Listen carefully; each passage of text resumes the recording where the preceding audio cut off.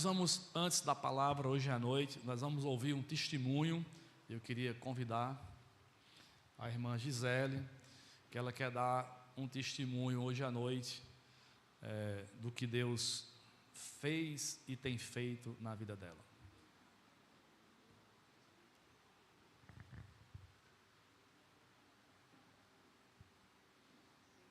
Deus te abençoe, fica à vontade. Deixa Deus te usar. Quer que eu ore por você? Vamos fazer uma oração por ela? Senhor, nós queremos te agradecer pela vida de Gisele. Queremos te louvar, Senhor, por tudo que o Senhor tem feito na vida dela. Grandes coisas o Senhor tem realizado na vida dela, Senhor. E que nesse momento o Espírito Santo possa ajudá-la a compartilhar conosco aquilo que o Senhor tem feito, que o Senhor tem falado ao seu coração, para a edificação da tua igreja e para a glória do teu nome. Nós te oramos e nós te pedimos e te agradecemos, em nome do teu Filho Jesus. Amém e amém. A paz do Senhor, amém? Bom, para quem não me conhece, sou Gisele Belchior Oliva Pereira, irmã de Gleides, a missionária Gleides, cunhada do pastor Washington, filha da missionária Alzeni, do pastor Davi, aí vai, né? A árvore. Eu não poderia deixar de sair daqui. Para quem não sabe, eu estou voltando para os Estados Unidos próximo domingo, né? E eu não poderia deixar de falar algo para vocês, né? Desculpem se eu estou nervosa e emocionada, porque o assunto que eu vou falar é emocionante para mim, né? Bom, primeiro eu queria que a gente abrisse a palavra do Senhor em 2 Samuel 12, do 14 ao 19.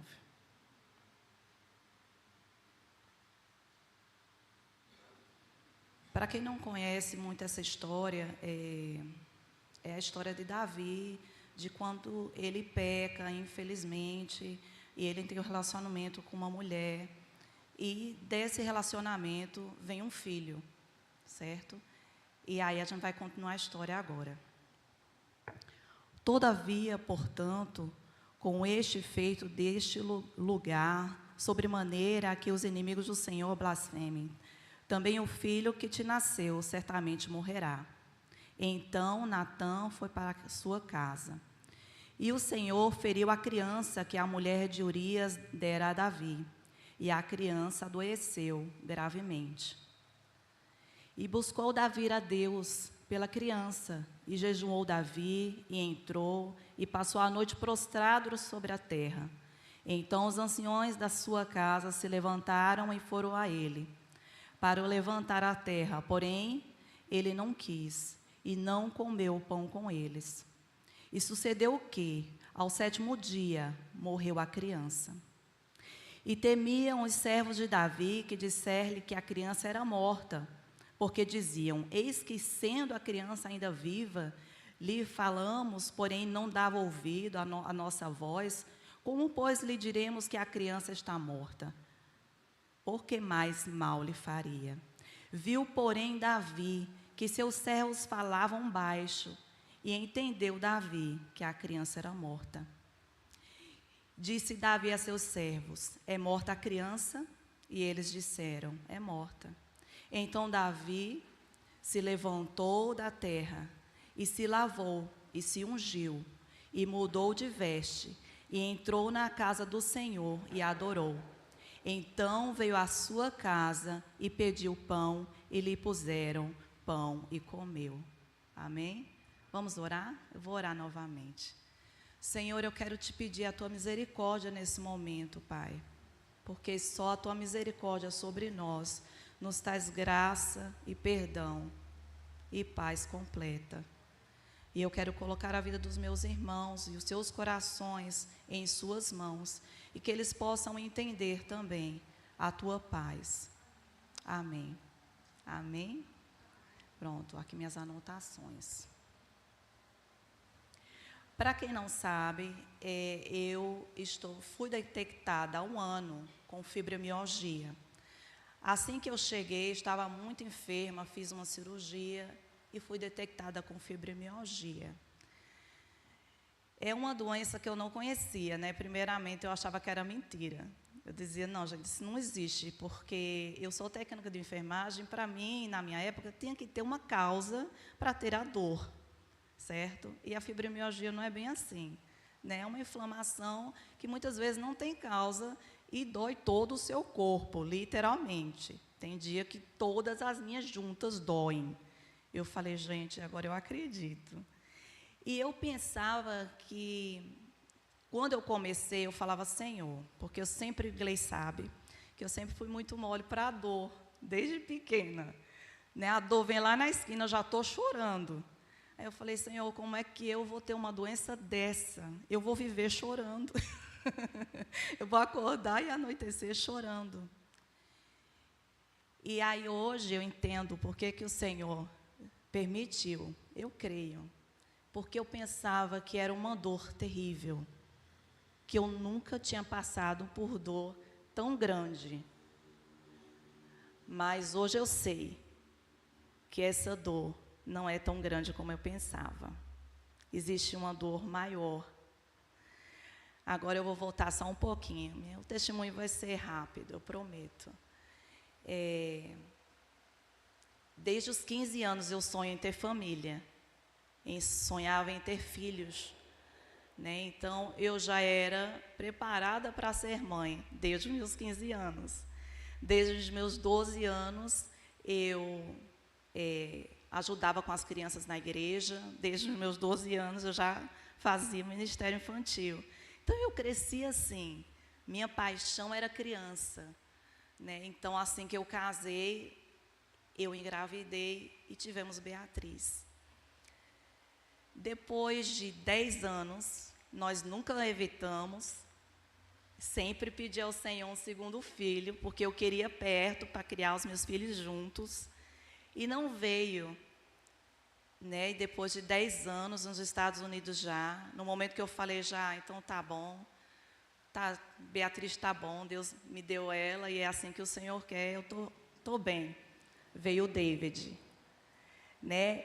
Eu fui para o hospital com uma cólica terrível, pensando que eu estava com alguma coisa no estômago, e o médico fizeram um monte, tem perigo de estar grávida? Eu digo, não, doutor, de jeito nenhum. Mas se não é casada, sou, mas 10 anos já. Eu vou fazer um exame assim mesmo. E detectou a minha gravidez. E logo depois de 3 meses, para a minha felicidade, era um menino, porque eu já tinha Beatriz, que era uma menina. Então, completou a minha alegria. Eu falei, nossa, Senhor, eu não sou assim digna de tanta alegria. E quando nasceu, para minha maior alegria, o meu filho não se parecia comigo. Quem conheceu o David sabe, ele era a cópia da minha irmã. Aí, eu não sei, né, se de bondade, eu não sei, da vida, eu convivi com Glei durante muito tempo. Acordava vendo o olhinho de Glei. Falava, meu Deus, como parece com Glei. Foi muita alegria, muita, muita alegria. Era minha gravidez, menino, e parecia com minha irmã, que eu amo tanto. E, enfim, agora voltamos para cá. Viemos para cá, descobri que estava com fibromialgia. David veio comigo, né? E ele realmente não gostou muito daqui, irmãos. Não sei como, porque o nosso país é lindo, mas a cultura é muito chocante, realmente. Mas os irmãos viam isso, não é verdade? Isso não era para esconder de ninguém. Ele vinha que ele não queria estar aqui. Mas já estava certo, eu já tinha conversado com o David. David sabia que íamos para os Estados Unidos esse ano, em junho. Já estava tudo certo, já tinha falado com minha filha, já estava tudo certo. Bom, em novembro do ano passado, eu estava só com o David, e desde muito pequeno, minha filha veio ter um celular, irmãos. Agora entendam bem, eu não sou contra celular, eu não sou contra a internet. Eu acho que é uma bênção na vida de quem sabe usar. Mas vocês vão final. Então, minha filha veio ter um celular com 15 anos, eu já estava no ensino médio. E o David, eu insisti com o meu esposo para andarmos quando ele tinha 8 anos. Porque todo mundo tinha um celular na escola. Todas as crianças tinham. E por que não, David? Tadinho. E demos com 8 anos de idade. Então, desde então, ele teve acesso, e desde pequeno, né? As crianças aqui também, eu acredito, que já nascem com o celular da mãe na mão, ou com iPad, ou assistindo televisão, muito tempo do dia. E o David foi assim também. No dia ocorrido do David, eu chamei ele para ter uma conversa. Minha família estava em casa comigo, porque eles estavam fazendo uma construção na casa deles, então eles estavam conosco. Almoçamos, minha mãe foi nesse dia, almoçamos juntos e tal. E depois que todo mundo saiu, eu falei, filha, eu preciso conversar com você. Eu tinha visto no celular dele algumas coisas erradas e chamei ele. Falei sério, como eu nunca tinha falado, né? Eu tinha a educação, assim, na minha casa, dos meus filhos, de não bater. Então, nós não batemos nos nossos filhos, né? Nós corrigíamos com outras coisas, mas não batendo. Então, o David nunca apanhou.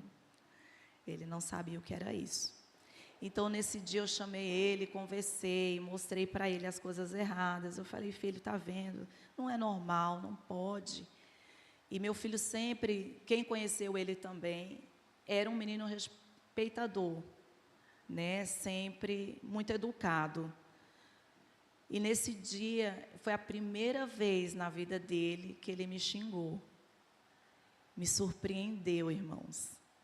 Agora, por quê? Porque eu falei para ele que um dos amiguinhos dele da internet, que todos os amigos dele era virtual. E eu falava, por que ele não fazia amizade com os meninos da igreja e tal? Ele falava assim, porque eles são muito diferentes, mãe. Eles não têm nada para conversar comigo. Eles não entendem de jogo. Os meninos daqui são muito assim. Eu digo, então, tá bom, né? Dá para forçar. Mas, graças a Deus, ele fez um amiguinho aqui, o Júlio, uma bênção na vida dele. Então, conversando com ele, eu falei sobre esse menino. Eu falei, filho, esse menino não é seu amigo de verdade, filho. A mamãe que te ama, a sua irmã que te ama, que a minha filha, pela diferença de idade, praticamente criou ele junto comigo, né? Infelizmente, o pai dele tinha morrido um ano antes, né? Nos Estados Unidos, de um acidente de moto. Isso também chocou muito ele. Mas, enfim, ele fez essa amizade virtual e o mundo dele era virtual, literalmente, tá, irmãos? Eu acho que ele comia com a gente porque ele tinha que comer, mas era forçando, era rápido para voltar, né? E nesse dia eu falei para ele, briguei sério, dei um tapa no braço dele, nunca tinha batido nele. E eu falei, ok, então hoje você vai ficar sem o seu celular e sem o seu computador. E mandei ele levar a Luna para fora e tal. E fui deitar, porque eu estava com muita dor por causa da fibromialgia. Deitei, dormi. Minha família voltou. E aí, cadê o David? Perguntaram do David. Eu falo, não sei. Aí as meninas falam, acho que está no banheiro, tia. Aí eu fui lá chamar ele, normal. E aí, David, ele não respondeu. Eu falei, Glei, vai lá, que ele está chateado comigo, ele não vai responder. E ela foi lá e ele não respondeu. Aí eu falei, Washington, vai lá. Que já deu aquele aperto no meu coração. E foi tudo aquilo. Tem muitos adolescentes aqui, eu quero que vocês fiquem, certo? Para vocês ouvirem isso. Porque é forte, mas é preciso. Eu não vi. Quando eu vi, ele já estava na cama, deitado. Então, eu prontamente, claro, que eu sou técnica de enfermagem, me joguei em cima dele, fui fazer respiração boca a boca, mas já vi que ele não estava mais ali.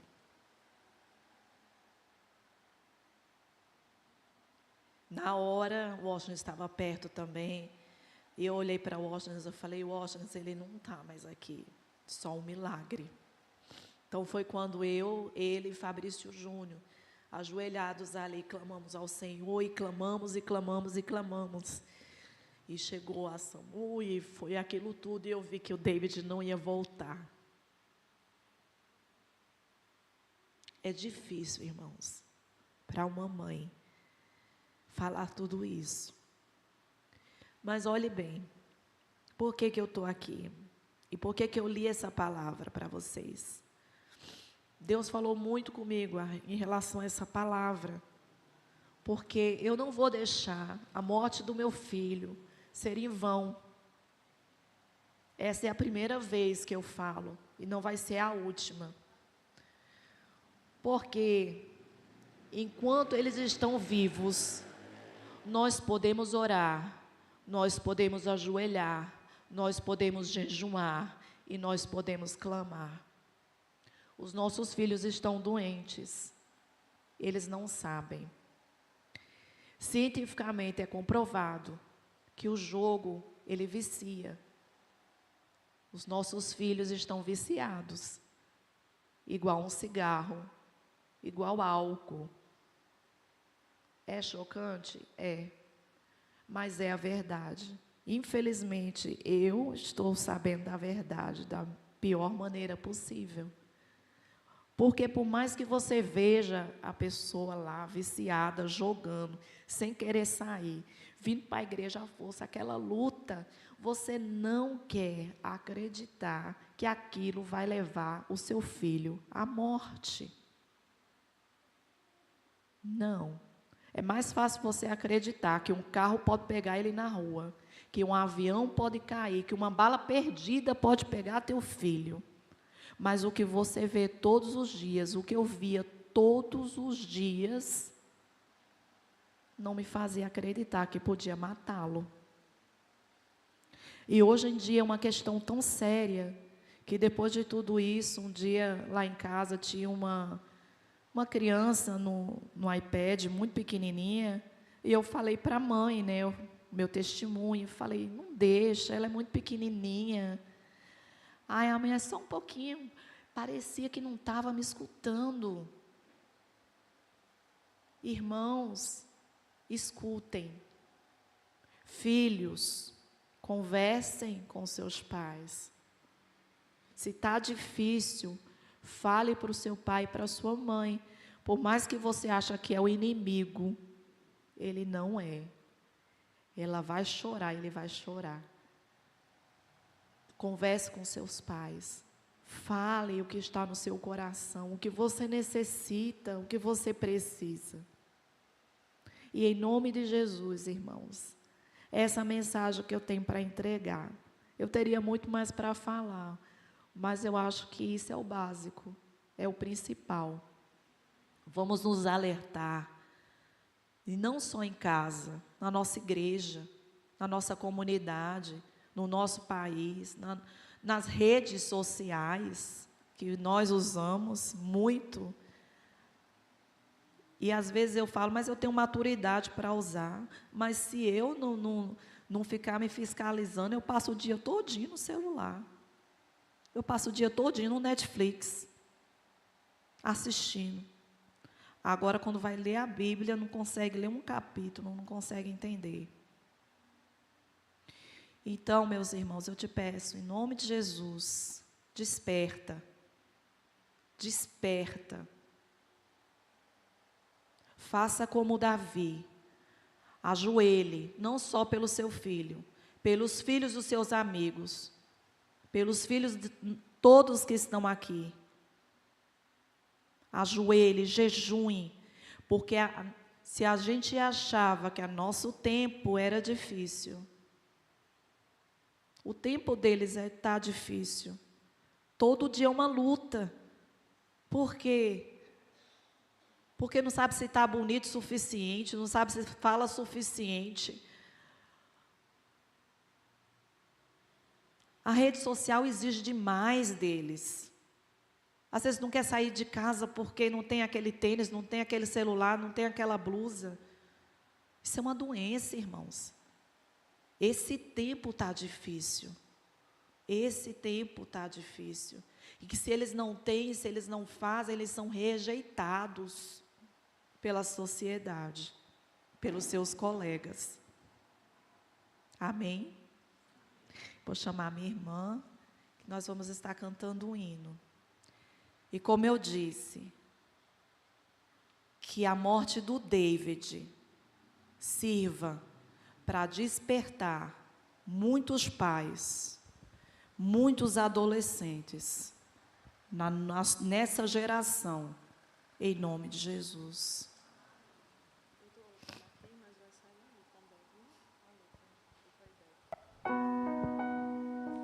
Paz do Senhor, irmãos, irmãs.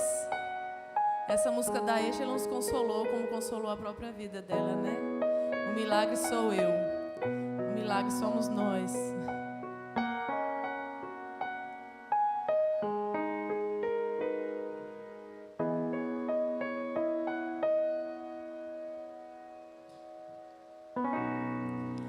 A dor não mata, se Deus está presente. Só quem caminha com Ele entende o valor de uma lágrima derramada no altar da dor. Enxugada pelas mãos do Consolador.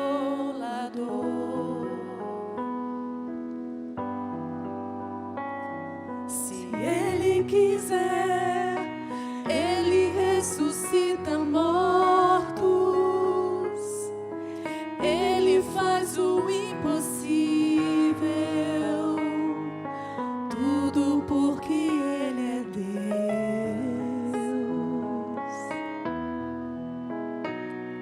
Mas Ele não quer que aconteça do meu jeito. Eu declaro que eu aceito. E agora o milagre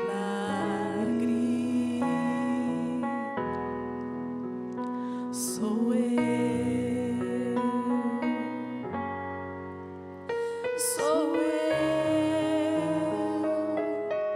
O milagre sou eu. Sou eu. Eu não vou parar. Vou continuar te adorando, Deus. E o milagre sou eu. Sou eu. Eu não vou parar. Vou continuar. Vou continuar te adorando, Deus. E o milagre sou eu. Sou eu. Se Ele quiser, Ele ressuscita mortos. Ele faz o impossível, tudo porque Ele é Deus. Mas se Ele não quer, Mas Ele não quer que aconteça do meu jeito. Eu declaro que eu aceito. E agora o milagre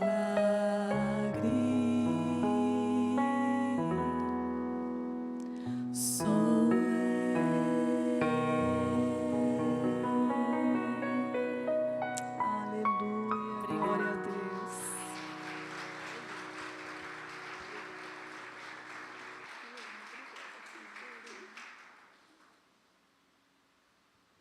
E antes de sair, eu tenho que falar que eu esqueci aqui um dos meus pontinhos. Por que eu escolhi essa música? Porque muita gente pergunta, Giza, você é tão forte. Como é que você consegue? Minha família está de prova. Quando quer me dar crise, que eu começo a chorar, o que eu faço? Pede para Washington orar. Mulher, deixa da tua falsidade. Mulher, eu ajoelho primeiro. Mulher, não ajoelho? Eu ajoelho. Eita, Deus. Isso é ao vivo, viu? Mas ela também pede para ele orar também. Aí, minha segunda opção, quando não para, depois, mesmo eu estando orando, não para, aí eu peço para o Washington orar, porque eu creio que a oração pode muito em seus efeitos, e quando ele ora, aí eu melhoro. Mas a minha primeira opção é se ajoelhar, é orar. Se não fosse o Senhor na minha vida, eu não aguentaria. Deus abençoe.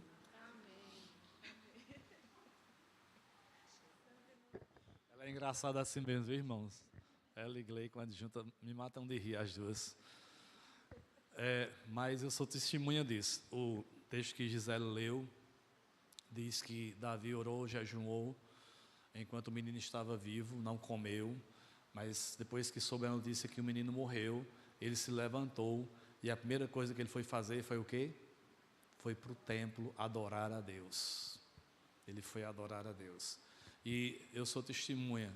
Na noite que aconteceu a morte do David, nós dormimos lá, ou passamos a noite lá, e eu consegui cochilar já depois de 4 horas da manhã, e quando eu me acordei, Gisele estava na sala, de joelhos, orando.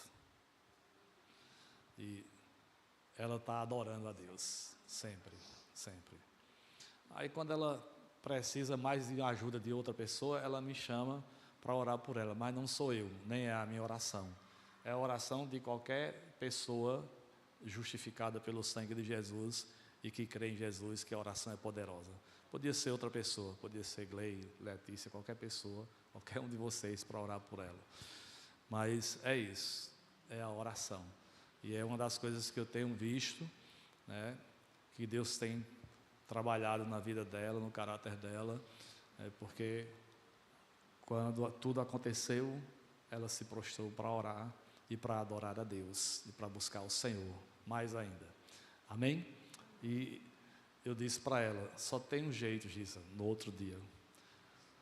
Como é que eu vou viver agora, Washington? Porque eu acreditava que a minha missão era ser mãe, era só o que eu existia só para isso. Eu disse a ela, mergulhe em Deus, dedique sua vida totalmente a Deus, e Ele vai te dar o rumo e mostrar o que Ele tem e o que Ele quer para você. E a razão da existência é Ele. Amém? Eu quero deixar uma coisa bem clara, muito importante para quem está assistindo também. Meu sobrinho David tinha 13 anos de idade e ele cometeu suicídio no dia 18 de novembro de 2022. A gente não pode ter medo de dizer essa palavra, nem de tratar do assunto, porque, infelizmente, é muito reincidente no mundo inteiro, inclusive na família do pastor.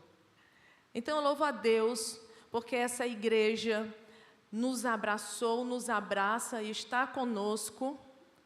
Não tivemos nenhum peso de crítica e nós bendizemos ao Senhor, porque o Senhor trabalhou na igreja inteira também com esse assunto, né?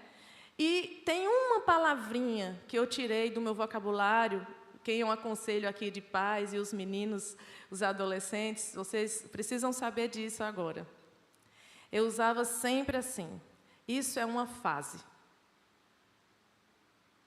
Isso é uma fase. Eu tirei essa palavra do meu vocabulário. Nem sempre é uma fase. A gente tem que estar com os olhos mais atentos. Temos que pedir mais discernimento na nossa geração. E eu percebi que eu precisava de mais discernimento, de mais sabedoria, e que eu preciso, para além de deduzir que é só uma fase, do olhar de Deus, para perceber o que está acontecendo em cada fase da vida. Amém? Então levem essa lição para vocês também. É importante dizer também que Gisele tem buscado a Deus, nós como família temos estado junto dela, orando, buscando a Deus também junto com ela, motivando-a, carregando para que ela busque mais ao Senhor, mas que também ela tem sido acompanhada por médicos, ela tem sido cuidada por médicos, psicólogo, psiquiatra, certo? Ela tem tomado as medicações que precisam tomar nessa fase do luto tão difícil como é o caso dela, né? Que o médico disse, não é um luto comum, o seu luto não é um luto comum. Não é todo mundo que perde o marido num acidente de moto e com um ano depois perde um filho que se suicida. Então você precisa ser acompanhada. Então é importante ser também, se você estiver precisando, acompanhado por psicólogo, por psiquiatra, que a medicina está aí, porque Deus dá sabedoria e inteligência aos homens também para ajudar com a medicina.